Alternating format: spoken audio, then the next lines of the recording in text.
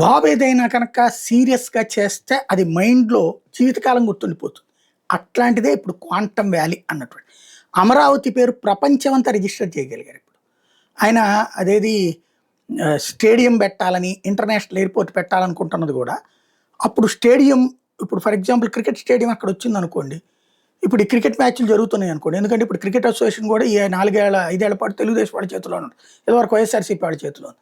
అట్లాగే ఉంటుంది. అట్లాగా ఉన్నటువంటి సందర్భంలో ఈ లోపే తొందరగా ఓ 2 ఏళ్లలో గనక మనకు స్టేడియం పూర్తి చేస్తే లాస్ట్ 1 ఇయర్‌లోనన్నా ఒక్క మ్యాచ్ అన్నా మనం తెచ్చుకోగలిగితే ప్రపంచం అంతా ఏం వినబడతది?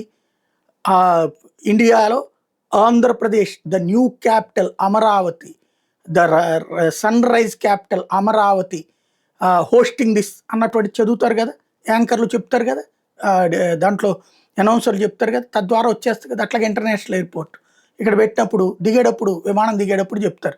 You are going to land in Amaravati the capital of the sunrise capital ఇట్లాంటిది ఆ క్యాపిటల్ ఆ స్లోగన్ అయన్నీ గూడా చెప్తారు. మనకి అందులో ఉన్నటువంటి ఎయిర్ హోస్టెస్.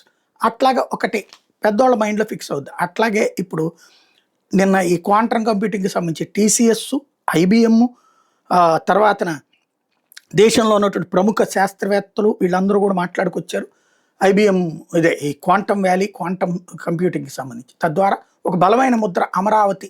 ఇప్పుడు త్వరలో ఏదో ఆర్టిఫిషియల్ ఇంటెలిజెన్స్ ఇది గూడా అంటున్నారు. యూనివర్సిటీ గూడా అంటున్నారు ఎన్విడియా. అది జరిగితే దేశంలో ఆర్టిఫిషియల్ ఇంటెలిజెన్స్ యూనివర్సిటీ ఎక్కడుందంటే అమరావతి, ఆంధ్రప్రదేశ్. దెన్ అది కూడా రిజిస్టర్ అవుతుంది. మంచి ఆలోచన.